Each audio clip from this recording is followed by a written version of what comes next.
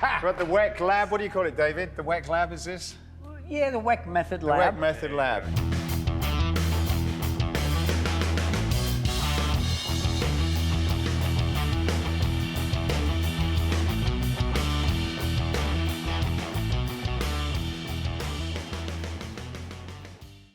We sort of use the walls of this gym to say, okay, the rope, if there's pebbles on the ground, they are always hitting the WeckMethod wall. Right.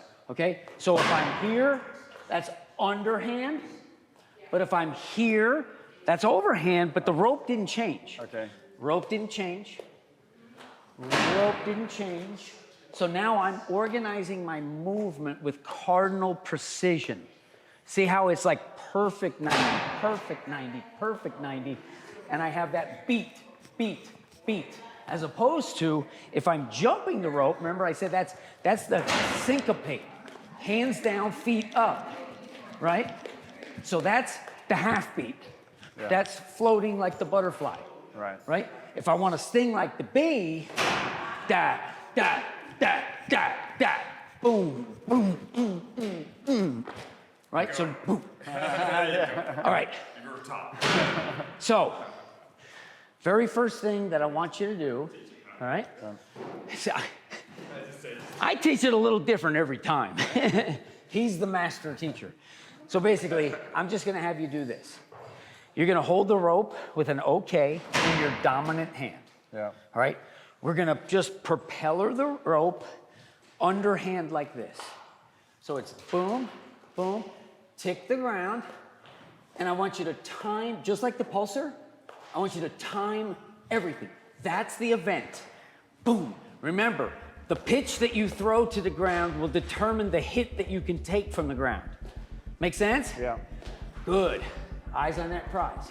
Now, keep the rope doing the same exact thing and turn your body to me. Yes. Feel, feel, feel. Keep it on plane exactly there. Perfect. Boom. Beat, beat, beat. Now, that's gonna be across your body when you turn that way 90 degrees. The rope is gonna be doing the same exact thing. Right. So what's happening is here, you're gonna be like that. So when you turn that way, yes, hit, hit, hit on the beat, beat, beat, excellent. Boom. The Where do you event, put your eyes? just put them on a target, that homeless tent, the basketball hoop, the rabbit that you're trying to catch. Now turn back that way. Yes, on beat, on beat, on beat. Now turn back to the wall. Boom, boom, boom, boom. Excellent. All right, now let's see what the non-dominant hand has to say. So now, same exact thing. Underhand, underhand, underhand. Yes. That, that, that. Explode, explode. Now turn to me. Boom, boom, boom, boom. Yeah, look at that. This side wants to get up and go. This rope does not change. You go that way. Rope does not change. It's gonna be across your body. Excellent. Holy cow, the non-dominant side saying, hey, I got a lot more juice than I knew. Come back here to me, rope doesn't change. Excellent, now go back there. Excellent, beautiful. So you got your timing. Right. Okay. Right? You feel your timing. Yeah. And you feel how, this is the principle in martial of move without moving. Okay. Right? If I can be here and I don't tell you by changing this, you didn't feel any difference on those. You see what I mean? Yeah. So I moved without moving. Okay. All right? Yeah. Incredibly useful athletic skill. Really? What I want you to do is just drape the rope over your shoulders. Now what we're gonna do is we're gonna do an underhand race and chase where we're gonna use both hands. And what we're gonna do is your pinky, this finger is gonna lead a figure 8. So it's there and there. You keep the hands in contact. The rope is underhand, it crosses, the rope is underhand, the rope is underhand. Cut it vertically up, and good. So it's a bending figure 8. Boom, and boom. You're not gonna change the hands, but you're gonna do that. The rope is always kicking the pebbles that way. Right. All right? So now, take the rope, the OK, loose. So it's just basically mechanically, it's not gonna go through the OK. That's it, good, true the rope. Because when the rope is true, so are you. So now, what we're gonna do is I want you to stack just like we did. I want contact.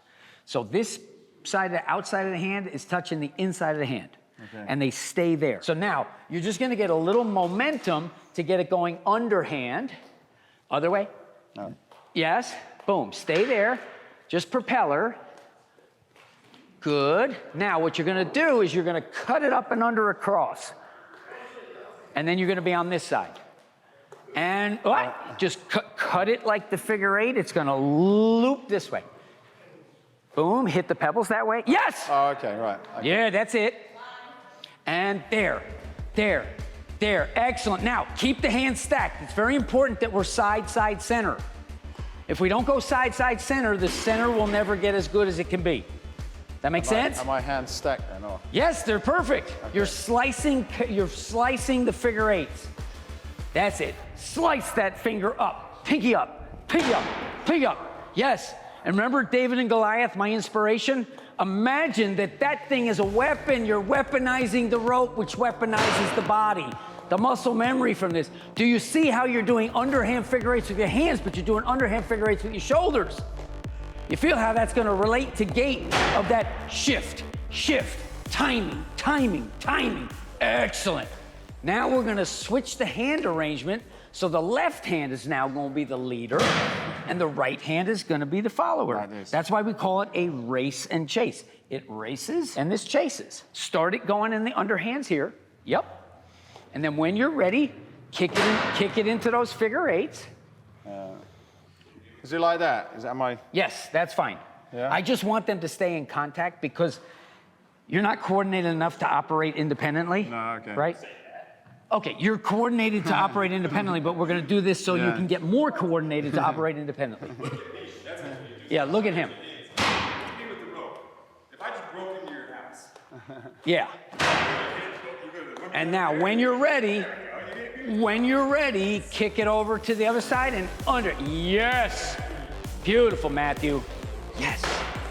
Beautiful. Beautiful.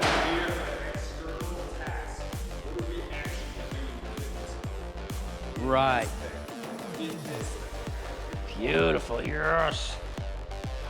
Beautiful. Now, what we're gonna do is we're gonna walk with that. Let's come over here. We'll do the right hand underneath again, right? We're gonna get it here. We're gonna get it here like this. And then you're gonna naturally find that front side coil as you locomote with the underhand, all right? The external task, so just get the figure eight going. Yep, and it's right step, left step, right step, left step, right step, left step, right, left. Yes! This is what's gonna fix your back problems. Yeah, it feels nice. There you go. There you go. Beautiful. Now, that's what happened there. We wait to change the direction of the rope until we have mastered the rope not changing. Okay. Because what happens is if I'm here and I'm going here and then I start changing the plane and the rope is here, I'm not building the muscle memory that I can build on tomorrow. Okay, I'm with you, yeah. I need to lay down a clean layer, let the paint dry, come back tomorrow and paint another layer. Yeah. If we start just painting randomly, you're gonna gotta repaint. Yeah. Right, you don't wanna do that. Okay. Okay, so now we're gonna do the overhand figure eight. Okay. All right, so now we're gonna face this way because the rope always does the same thing. And now the figure eight, if you're here. So it's the right hand on, left hand's on top. Left hand on top, and then figure, boom, and then you're gonna kick that into figure eight where the thumb is leading.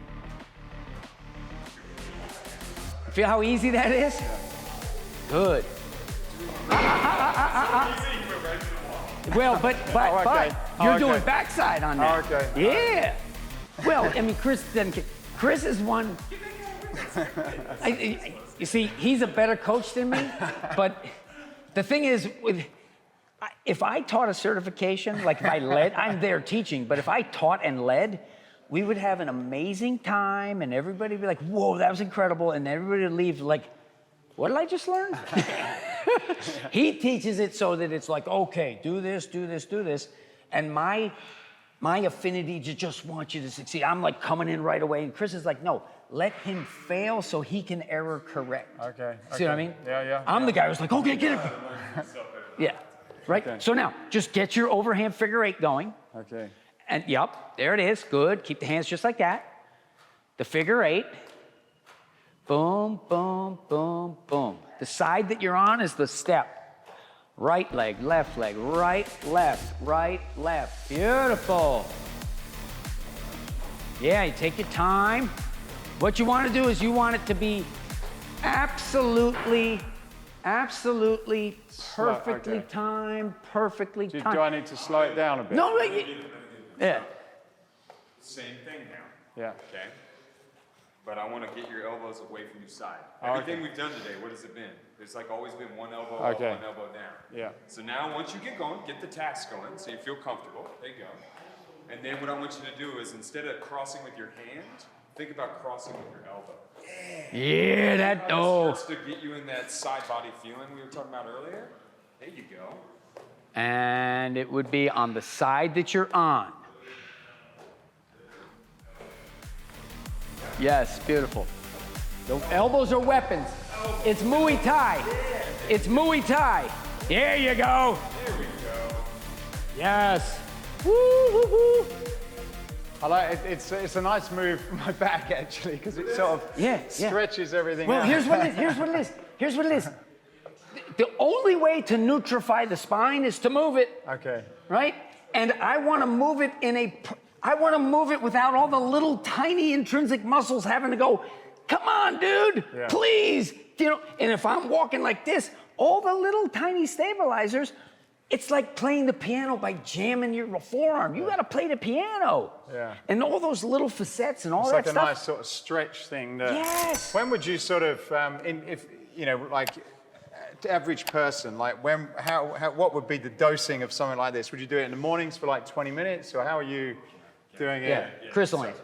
you do that first. Yeah. You establish what the feeling is, Okay. where we want you to be, wherever that is for you. That could be just tall and just feeling whatever that is, right? Whatever's comfortable for you. Come here, 5 to 10 minutes. The beauty of it is it's a low intensity.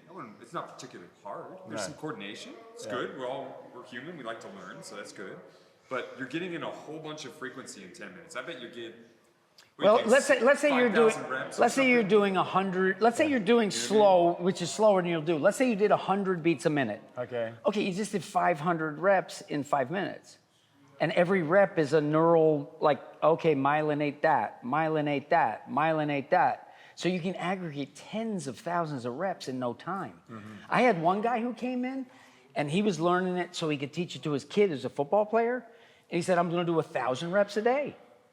You know, and you just figure out what your cadence is, and then you just measure the time. And he's just like walking up and down. It's whatever it happens to be that day. You're doing the same exact thing with different patterns. Okay. Does that make sense? Yeah. All we want to do is we want to master the task of shifting my weight with absolute perfection. I want to master everything in perfect balance, everything. And the only way I'm going to do it is tens of thousands of reps. Yeah, right. You can't pretend, oh, I know it, because you still got to think. Okay. You have to do it where it doesn't matter. Doesn't matter. I got my balance. It don't matter, right? I got my balance. The thing from this too is that little bit of 5-10 minutes. Every step you take that rest of that day is now a rep in my head. We say every step strong and every step's a rep because the second I felt that, every step from that point on is just a little different for me now. Yeah. Right? I can tell when you walk, you're going to walk a little bit. There's a little more. There's a little. Even in that the light intensity, I can just feel that same feeling. Right? So the more volume we can get, the more frequency, the more we're going to feel a carryover to the thing that for us matters, and that's just walking. Yeah. So every one of my athletes, they leave with a big smile on their face. They're not dying leaving the gym. They leave with a big smile on their face, and then they go win fights, or they go win something, they do something. You know what I mean? That's so right. They feel good. Right? Yeah. Imagine the athlete who signs a $100 million contract, and I mean, it is like I'm the man, like right. There's a swag to it that is natural and it's confident. If I'm not balanced physically, how can my brain be truly secure? Yeah. Can I be 100% confident if I lift my foot and I can't even stand? right? And you watch people, I can't help but watch people, and I can tell instantly, but you'll watch someone, and you'll oftentimes in a presentation, if the person likes to move, there's a nervous energy, and they got to sort of move around, they're shifting their weight. They're shifting their weight. They're going to something substantial. They're going to something substantial. And if you don't have something substantial, well, then you need a dais or something to hold yourself there in a barricade because I'm too scared to be in front of people, right? This is about the intrinsic honesty of physical education. Walking is the fundamental function. You walk to the swimming pool, you walk to the bench press, you walk to wherever you go, right? And we need to build it on effortless power. And again, the every step is a rep. When I have made certain discoveries, I have done them for months at a time. So I'll give you an example. Back in the year 2003, I figured out that like skipping is an amazing exercise because of this. It encourages you to be head over foot, and it just happens naturally because I got to do it well. Yeah. So what I discovered was I can put a skipping action in where I reduce it down to what I call a bump step. Yeah. So for months in 2003, I always walked like that. So I perch it up. I remember as a kid, like when we were fed up with walking, it was actually easier to skip. Yes, and look what you just did, right? Yeah. Picture this. I'm gonna bowl the ball. I'm gonna bowl the ball. Yeah, and again, I get that sort of now you're using this sort of energy to kind of skip you along without you having to. I want to make you your best self on your right foot. I want to make you your best foot on your left foot. And then you're gonna put it together to be better than your best self was, or could be if you weren't your best and you weren't your best. See what I mean? I have to be balanced so that it's nothing. I have to get injured to be hurt. Okay? I never can hurt myself, just wake up sore. There would have to be some cause that was external, or maybe I'm walking and I fall in a pit or something, but I will not have a non-contact injury because my body doesn't behave in a manner that will get the non-contact injury. And remember I said, sports, non-contact injuries are epidemic. Hold your arms like this, all right? I want you to be super stiff, brace yourself, all right? You're gonna resist me, all right? Keep resisting, harder. Okay, so now, just walk. Do you feel how it didn't really help me do that better? Yeah. And you felt very vulnerable and weak, and remember, I don't have a tricep. Okay, so now, watch this. Just, instead of this, just do that. All right, do that. Ready? Now, my tricep that's not strong, ready? Brace and don't let me push. Ready? Do you feel how just that alone? Go on, do it again. Ready? Yeah, you want him to So turn your thumbs at it. Okay. Well, no, it doesn't matter. If I'm going to hit a ball, Okay, so do it this way ready? again. Okay. Do it here. Yeah. Okay, now do it there. Yeah. Do you feel the root? Yeah. Because if you're going to hit a baseball, show me how you're going to swing a bat. Yeah. You're going to swing the bat there. You're not going to swing the bat here. No, you're not going to do. You're not powerful there. Yeah. The only yes. You see? And what are we teaching you to do? Yeah. We're teaching you to lead with a coil and a long. Okay. Right? We're teaching you how to throw the elbow. Right? That's awesome. I appreciate that. And I need a rope. Yeah. I'm going to be doing that in the car park. But what the rope is he was just doing it. He's an athlete, right? He was just like here, right? Here. He's feeling, right? Athletes need to feel, right? So he's feeling. Now, I can warm up with it at a little more intensity, sort of what you were doing, right? I can warm up, walk. Now, see what I'm saying? I can.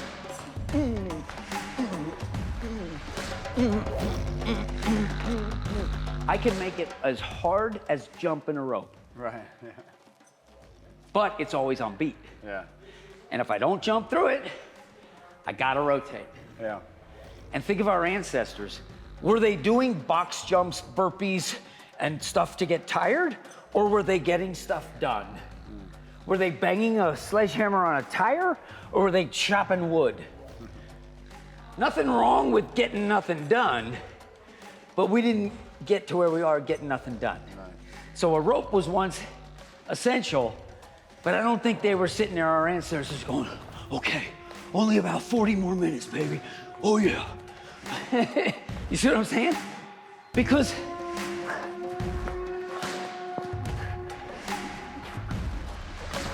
that's weaponizing. Yeah. Nice. Thank you, sir. Such a pleasure. Yeah, I did that. Thank you. Yeah, of course, man.